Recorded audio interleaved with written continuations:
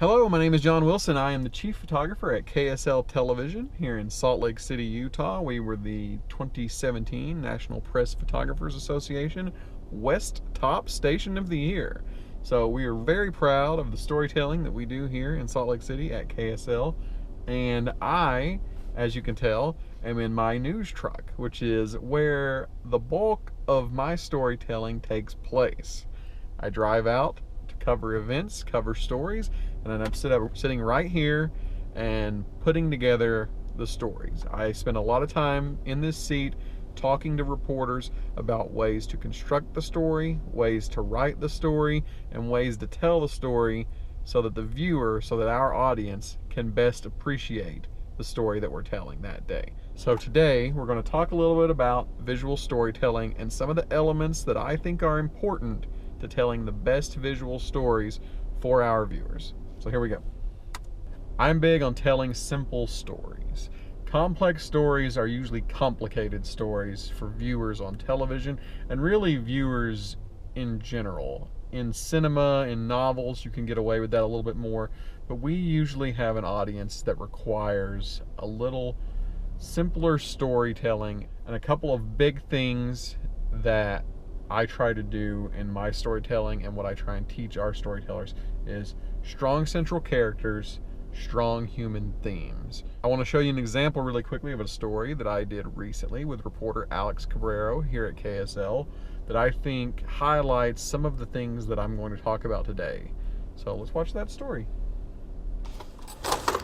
And what time do we pull the engines out? I believe we're going out at 9 o'clock. Cool. It takes quite a bit of work I appreciate you coming out. to keep old trains running like new. Tom Brown can't tell you how much time he has spent fixing, Hey, Chuck. tinkering, Did 19's air compressor get oiled? and even watching the ground Every day about they'll come out and go right back in, yeah. day after day just to keep these two trains going. These engines, they require a lot of maintenance. Then again, these aren't just any old trains. That's a nice sounding air compressor, isn't it? They're the Jupiter and the 119 at Golden Spike National Historic Site in Box Elder County. These engines, they're beautiful and they're a good way to tell the story, but the story's really a lot deeper than that. Brown is younger than most train engineers, but he understands when it comes to these trains, people are expecting a show. So that is the first part, the first 30 seconds or so of a story that we did for KSL Television. So in that story, one of the first things we did was establish a setting, establish a backdrop, and establish this character, Tom Brown, a young train conductor who's getting some trains ready. And that gets us to the conflict of this story. In a lot of news stories, the conflict is the easy part of the story. That is the reason you're covering the news event. This story, because it's a feature, is a little more subtle.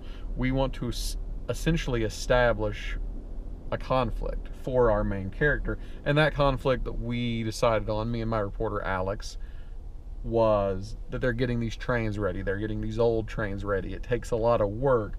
Tom specifically is a younger train engineer than a lot of the other engineers who were working on the trains that day. So we thought that was an interesting angle to the story. That could be part of the conflict. This is the part of the story, especially in the setup, in the first act of the story, that you want to hit on things that the audience can relate to. So for instance, in this story with Tom, pride in your work. He's very prideful in his work. You can see as he walks around and talks to the other conductors. Racing the clock. There's a deadline. He has to get these trains ready by a certain time. Overcoming obstacles. Literal obstacles. There's snakes crawling on the ground, but also psychological obstacles. This is a very important thing they're getting the trains ready for. And earning respect. He's got to earn the respect of these more senior conductors. You want to hit on things in storytelling that your audience can relate to. You want them to relate to your central character so that they'll also care about the story, care about what's going to happen to them as you progress in the story. This is what we try to do. Once you've established a character and a conflict, then the story has to go somewhere. A lot of the stories that we watch when we do story judging here at KSL, the big issues with them are the structure of the stories. And the most important information gets relayed in the first 20 or 30 seconds of the story, and then the story really doesn't have anywhere to go. It just spins its wheels for the next minute, minute and a half. And that's a real problem with a story from a structure standpoint. You need to establish a character, a conflict, and then you have to get into the reveal of the story. Why we're here, what's going on, why is this newsworthy, why is this a story worth telling? Let's take a look. People are expecting a show, especially on this day, the 149th anniversary of when the two railroads met here, completing the first transcontinental railroad. Come on. Anniversaries always bring a crowd, Did this one come from California? like Deborah Ford, who had to come here with her grandchildren. It's a family thing, and it's been a minute since we've been out here. And they just love it. They love the trains. Though her grandson just might be the one teaching her something. Oh, that's Thomas and Percy? Yeah. The two trains met once again. That old famous photo reenacted. They have to hold so still to get the good picture. As was the driving of the Golden Spike.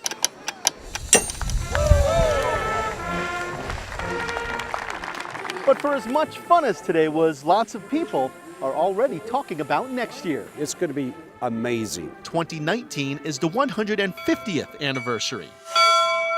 And the Spike 150 committee is already planning a big party. We're going to have the biggest and the best celebration that we've ever had in the state of Utah. Move over, Winter Olympics, move over. Don't laugh. People once said the railroad wouldn't connect either. They had ancestors that worked on the railroad as well.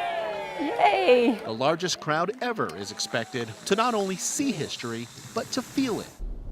So let's talk about the reveal. The reveal in this story was a multi-part reveal. In a lot of storytelling, especially features, it's a big reveal, an oh my gosh moment where something big happens. In this story, it wasn't that at all. We essentially get to see the trains leave their building. We discover why our main character and the other people in the story were getting the trains ready. They're getting it ready for the Golden Spike celebration. It's a surprise. It's an unexpected turn. It can be a change of pace. Or our second reveal in this middle part of the story was Alex's stand-up, where it's just new information.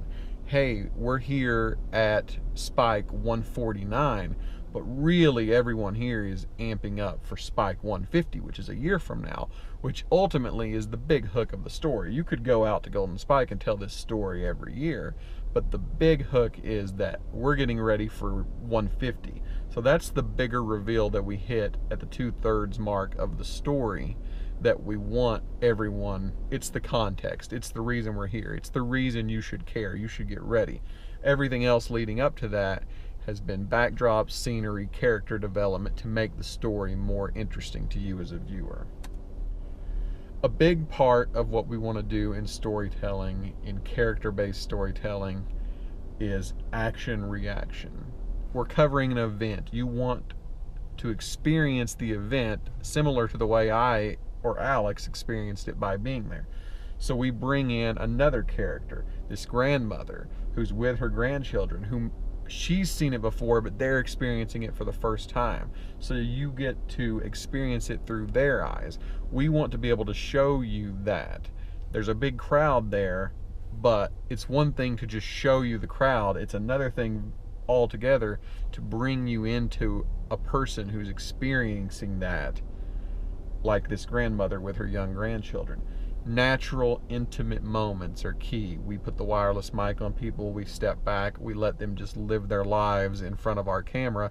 A lot of times I'm really far away compressing the shot with my zoom lens, and they don't even know that I'm there recording them. They've obviously agreed to do this. We'll usually do an interview beforehand, ask them a few questions, and then just leave the microphone on them to let them kind of go back to experiencing the moment. And that's generally the stuff that we really want, because that's the stuff that brings you into the atmosphere. Moments, you'll hear people in storytelling talk a lot about moments. All of those little nuggets where she's talking to her grandchildren, where she's experiencing it, things that you as a viewer might have said if you were in that same situation as her, watching this unfold in front of you. It's very easy in photojournalism to capture the action.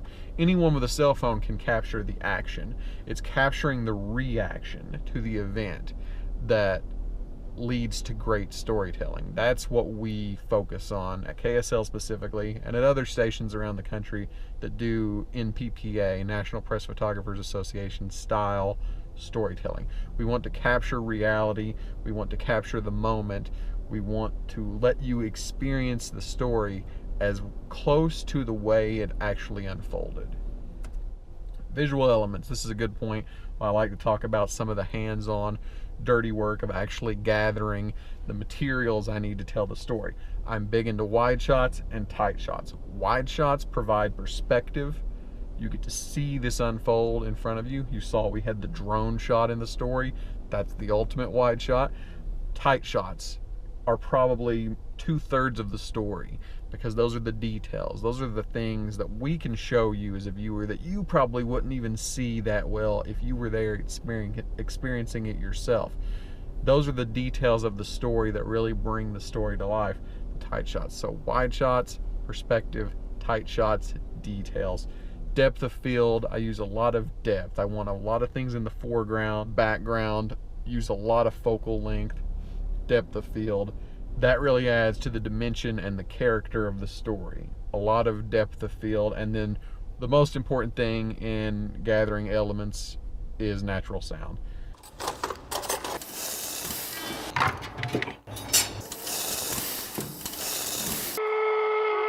I want you as a viewer to hear the story the same way I heard it. When the bell goes by on the train and it's chiming, when the people walk across the platform and you hear their feet on it, when the tools are rattling in the workshop as they're getting the trains ready.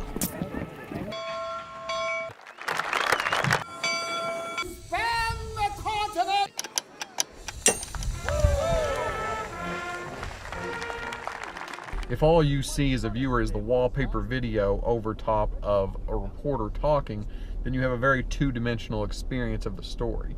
I like to bring you in and give you a three-dimensional experience of the story. Not just the information, not just the pictures, but also the sounds that go along with the pictures. It requires me and my reporter Alex moving around a lot and putting microphones on a lot of things. So it's very much an audio-visual art form, not just a visual art form. The resolution is one of the key aspects to telling a simple story. We've now established a character, established a conflict, we've had our reveals, we've had our action, reaction, and moments, and we've provided you the bigger context of the story.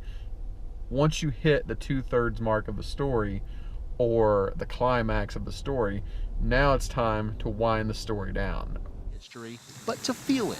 Maybe next year I was going to try to mask it and repaint the whole thing. The kind of motivation that makes the daily grind of finding new parts for old machines worth every minute. Well, I get a day off tomorrow, so yeah, definitely. I'm sleeping all day long. At Golden Spike, Alex Cabrero, KSL 5 News. So the resolution, generally the shortest part of a story. Sometimes on general news, deadline news, it could be one sentence long. It could be one little afterthought that a reporter has. Some of the key elements that I think is a good resolution to a story. You want to bookend your characters. You want to have your main character that you've established in the beginning also kind of be the ending of the story. You don't like your main characters to just disappear somewhere in the middle of the story. Tie up any loose ends, any questions that may still be lingering throughout the narrative. I like to give a little tip of the hat to narrative themes. A specific narrative theme in this story was time. They were kind of racing the clock in the beginning to get the trains ready. Now they're literally going to be doing that for the next year, getting them ready for the next performance, for Spike 150, which is the big one. So I like to do visual tip of the hat to narrative themes, and in this specific case, Alex wrote to that as well. And then look ahead. In news, there's not always necessarily a happy ending like you would have in other forms of storytelling. A lot of times, since we're dealing in reality, it's not a happy ending. It's just a stopping point to a story that's going to continue further along. That is it in short form, in basic form. the 3-act play, beginning, middle, and end, who did what, character conflict, reveal, resolution, whatever you want to call it, telling simple stories, introducing you to characters, having moments, action, reaction, building to a bigger context, having a resolution. I like who did what statements. Break your story down into a who did what. In this story, young train conductor is your who. Gets the trains ready for this event. What is the event? The build up to this big 150th celebration of the Golden Spike. That is your story in a who did what statement. And everything in your story should reinforce that who did what statement. I love character conflict, reveal, resolution. It's almost a checklist for me on stories that I can go down and say, okay, what are we missing? Is something not there that whoever reviews this is going to need to know or want to know? And just like we broke it down into 3 parts of the story for you to watch, it's a 3-act play, a beginning, middle, and end. That is basic, simple visual storytelling.